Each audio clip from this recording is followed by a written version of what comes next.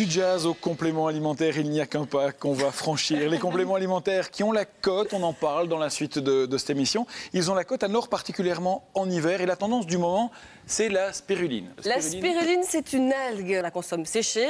Et puis on va la voir, ces petites spirales qui lui ont donné son nom commercial de spiruline. C'est mignon. On ne la trouve pas chez nous, la spiruline, tout simplement parce que pour qu'elle se développe, il faut des eaux à une température entre 35 et 40 degrés. À part la baignoire, la mer du Nord, il ne faut pas compter dessus. Ceci dit, il y a des petits producteurs français qui se sont lancés dans la production de spiruline. On parle de bienfaits pour la santé?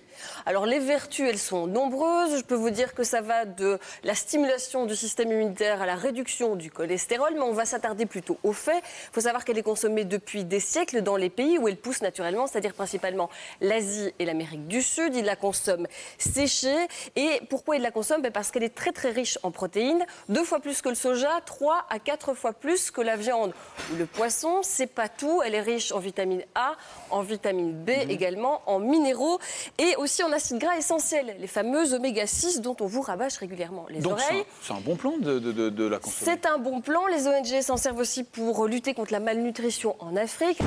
Cet expert en nutrition connaît bien les vertus de la spiruline. Riche en fer, elle contient surtout certaines vitamines, souvent absentes de notre alimentation. On pense en particulier à la vitamine B12, qui est présente dans la spiruline, alors que dans les végétaux, il n'y en a pas.